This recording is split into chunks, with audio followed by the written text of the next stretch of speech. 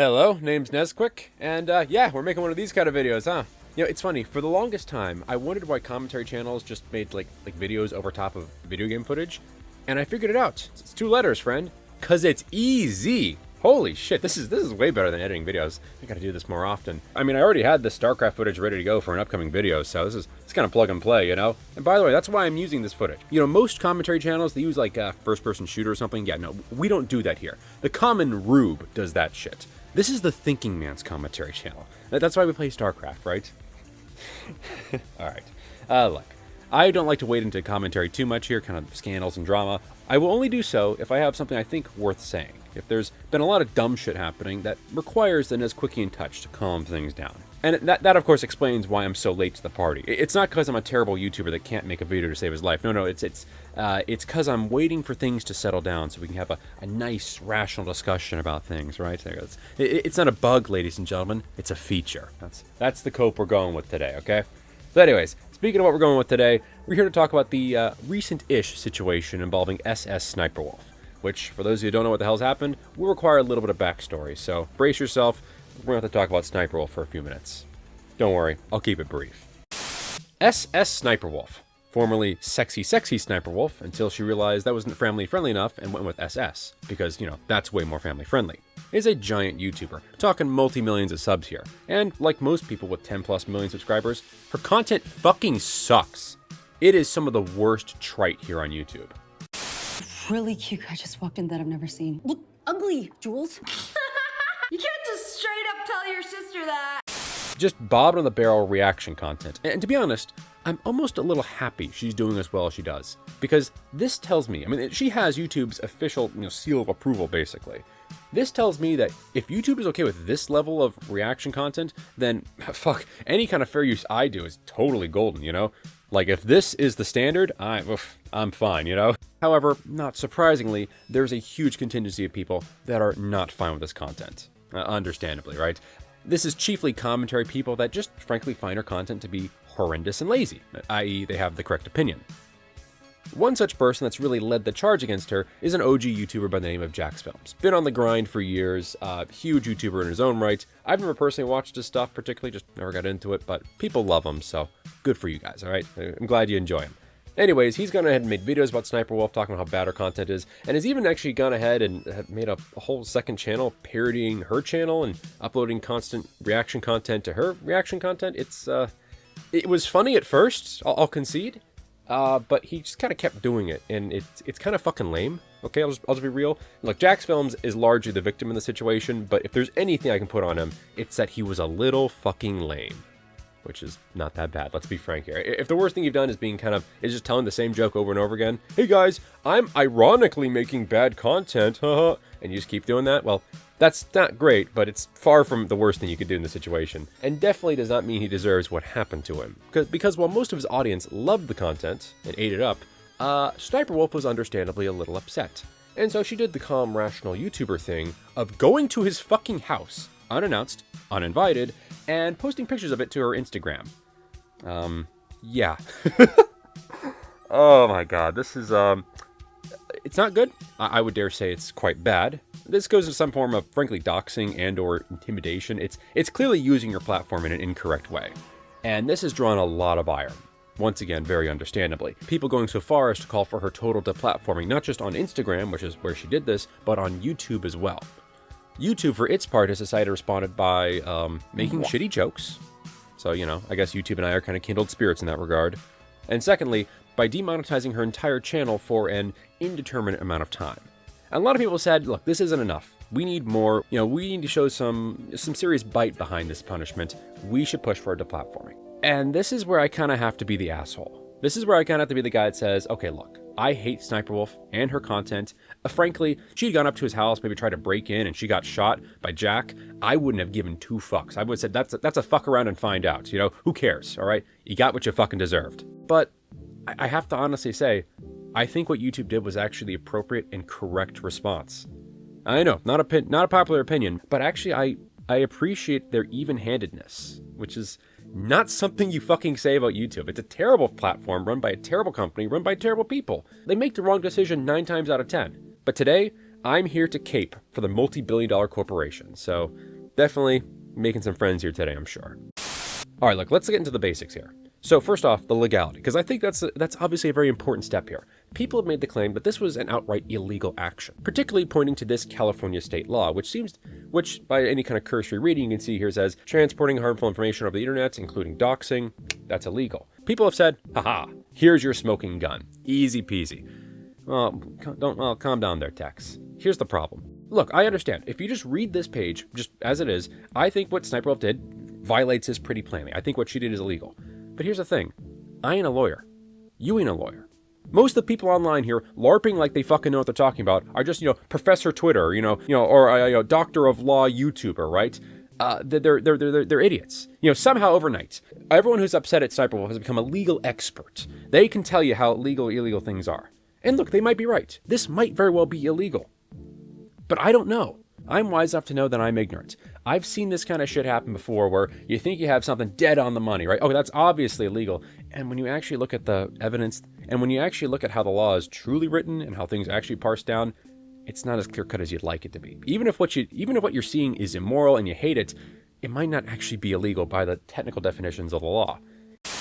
And under the statute, harassment is defined as a knowing and willful course of conduct directed at a specific person that a reasonable person would consider a seriously alarming, seriously annoying, seriously tormenting, or seriously terrorizing the person, and that serves no legitimate purpose. Now, here, jacksfilms and his wife have both stated that SSSniperwolf posting a video of their house has made them feel unsafe and fear retaliation by her fans. But their subjective belief is not the end of the inquiry. Would a reasonable person feel the same way? Of course, there's a difference between a photo of someone's house and actually posting the address itself. That could make a big difference here. And then there's the requirement for imminent action, which probably stems from the Constitution and the First Amendment. And the fact that they haven't received this kind of harassment, at least none that I'm aware of at the moment, after this alleged doxing, might show that it did not, in fact, rise to the level of imminent action from the people that were viewing this post. Of course, no one wants their home address to be on the internet, especially in a public forum, and especially if you have some level of celebrity. But that doesn't necessarily mean that it rises to the level of the cyber harassment statute, and it doesn't necessarily mean that once it's public, something bad is immediately going to happen. To be honest, the biggest concern for me as to calling this illegal or not is the simple fact that there's been no charges filed against her. She's not been arrested of any kind. Jack has not filed any claims for the doxing, intimidation, the trespassing. You can make a case for all of these, but I've not seen it happen. And maybe he's working on the case right now. Maybe that's what's happening. It could very well be that he just wants to move past this and doesn't want to dwell on this and get caught up in a big legal issue. That's possible too. But while you have all of these people online telling me how illegal this is, when the rubber meets the road, no action has actually been taken. And that gives me great pause. That makes me concerned. That makes you just think we're deluding ourselves. Like, we're convincing ourselves that something is illegal because we want it to be illegal. We want her to be punished for this. But she might not actually be doing something, like I said, against the law. Now, you're going to tell me, Nezquik, that doesn't matter. What does it actually matter? The legality of this, the technical legality, right? What matters is she did something that was heinous and awful, and she should be punished for it. I agree. I hate what she did, and I think she should be punished. But you have to understand something about me. I'm a big stickler for deplatforming, insofar as I loathe the concept. I think online content creation is very important. I think this is the public commons. If you reduce someone's ability to speak on these platforms, you've done them a great societal harm, and you've really silenced people, or entire groups of people, that you don't like. So deplatforming, I take that as, I'll be honest, the only times I think someone should be deplatformed is on the basis that they've done something actually illegal. Think of it like this. We as a society decide that if you put someone in jail or in prison, that we have revoked some of their rights, their ability to move freely and their ability to speak freely and, congregate, First Amendment rights and all that regard, correct? We've done this because this person has actively shown themselves to be a danger to society to the point where they've been convicted, hopefully in a fair trial, of course, been deemed that their rights are to be temporarily suspended because of their actions, what they have done with these freedoms. And I think YouTube should be handled the same way. But anything sans that, I'm really, kind of hesitant to. And look, there's some gray area to this. Do I want to see a bunch of ISIS beheading videos on YouTube? Do I want to see a bunch of pornography on YouTube? Well, no. So it's clearly not a perfect principle, I'll admit, but it's a pretty good one. It's one that I like to stick to as best as possible. And in this situation, what she did, by my reading of this interpretation of the law, is illegal. But once again, I know I'm not right. I know I'm just an idiot on the internet. I know every idiot on the internet has an opinion on this. Every idiot on the internet had an opinion on the Derek Chauvin trial. Every idiot on the internet had an opinion on the Amber Heard trial. Every idiot on the internet has an opinion on every big show trial, and it doesn't matter. What actually matters is what happens, the results, right? What the courts decide, what the police decide to do, who decides to press charges. And in that regard, until we see some substantive moves, I'm hesitant to actually say this is illegal, and thus I'm hesitant to say we should take this person's channel down. I don't like the idea of YouTube taking down people's channels because of a perceived immorality, right? What, do we start punishing people for cheating on their spouses? Do we start punishing people for saying things YouTube doesn't like? I don't like that idea. At least I don't like the idea of them doing it in regards to deplatforming. I think that demonetization is actually right on the money. I know some YouTubers hate the idea of demonetization outright. I disagree with this take. I think demonetization, it's actually an appropriate tool at times. At the very least, let me put it like this. Deplatforming, I have a problem with the entire concept of, and I think it should be very sparingly done. Demonetization, I'm more accepting of, but I really kind of view it to be a case-by-case thing. Here's what I mean. You do not have a right to be a YouTuber. Insofar as you do not have a right to make money off of YouTube, right? It's not anywhere in the Constitution that, you have the right to be a YouTube partner. You know what I'm saying, right? It could be somewhere in the 9th Amendment. That one's kind of a catch-all amendment. I don't know. It's not been upheld by the courts yet. We got to get some established case law here first. But moving beyond that, you do not have a right to do business with YouTube. And if YouTube doesn't want to do business with you, they don't have to. I think that's fair. They don't got to bake the cake, is what I'm trying to say. And so the concept that they can just decouple from somebody for, in this case, off-site behavior, which is what they're dinging here for, I think is perfectly acceptable as a concept.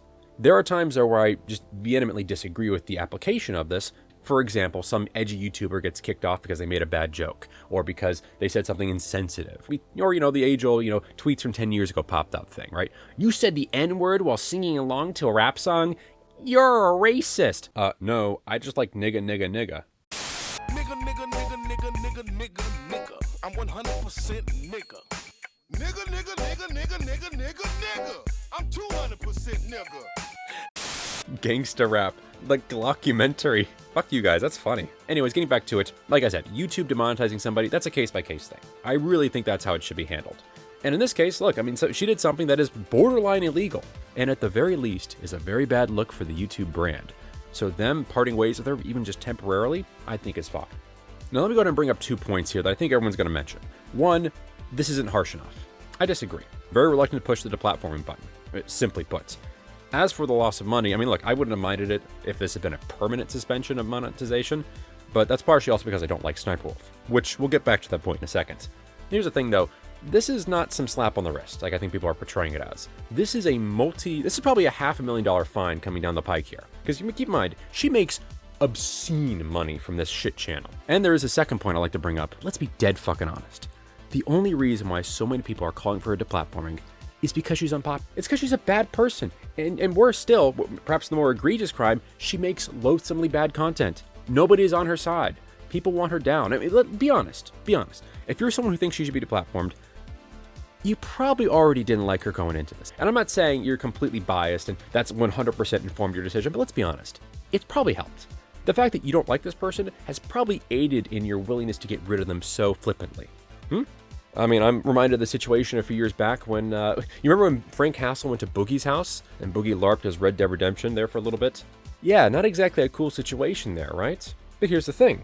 While a lot of people disagreed with what Frank Castle did, and frankly, if Frank Castle had been shot, I wouldn't have batted an eye. Get what you deserve. Once again, fuck around and find out. I didn't see a single fucking person say he needed to be deplatformed off of YouTube for that. Not one. Not one person said that. And you want to know why? It's because nobody likes Boogie. That's the simple truth. Nobody likes Boogie, so nobody hated Frank Castle for this. They thought he was a jackass, they thought he was wrong, but they didn't want him deplatformed. So look, I suspect that's why there's been such a shitstorm there's been. And that's why I've had to defend her. I don't do this particularly happily. It's funny. YouTubers sometimes say like, oh guys, I never wanted to make this video. And well, you make video, right? You made the video, right? Gets a wireless phone, checks inside, finds wires, that kind of thing, right? YouTuber says he doesn't want to make video, makes video anyways, right? It's the age-old joke, right? But here's the thing. I don't like making these kind of videos where I have to defend somebody who's objectively kind of a shitty person. I mean, that's the problem. I did this earlier in the year with, oh fuck, what's that bitch's name? The ukulele bitch. Oh, Colleen Ballinger. Can't forget a name like that, right? I had to tacitly defend her too because what she did was shitty, and I don't like her or her content, but people were going too far. That's the fucking problem. It's not good enough for people that our content is terrible. It's not good enough for people that what these people do is objectively bad. We got them dead to rights on these things. People always need to push beyond what we have. They need to make the situation bigger and worse.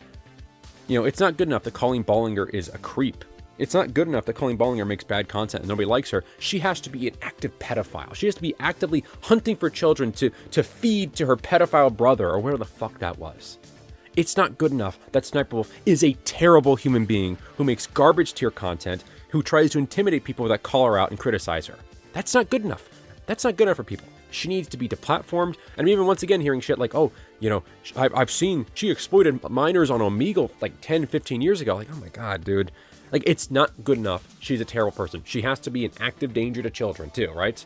And by the way, I'm not saying that point is right or wrong. I just haven't given a shit enough to actually look into it. The point is, people always need to push further and further. Every situation has to be the worst situation ever. Every YouTuber scandal that comes out needs to be the biggest and worst thing that ever happened. It's pathetic. Stop being stupid. So there you go. Making friends everywhere I go. That's me, just humble Nezquik. Hope you folks enjoyed the video, and I'll see you in the next one. Bye. Hey, thank you for making it to the end of the video. If you liked it and you want more content like this, be sure to like and subscribe. And of course, if you want to support my work, for one-time donations, there's the Ko-Fi, and then for recurring donations, there's the Patreon. And don't forget to join our community Discord. We shitpost, we call each other slurs, and we swap pictures of each other's cats. It's good stuff. Hope to see you there.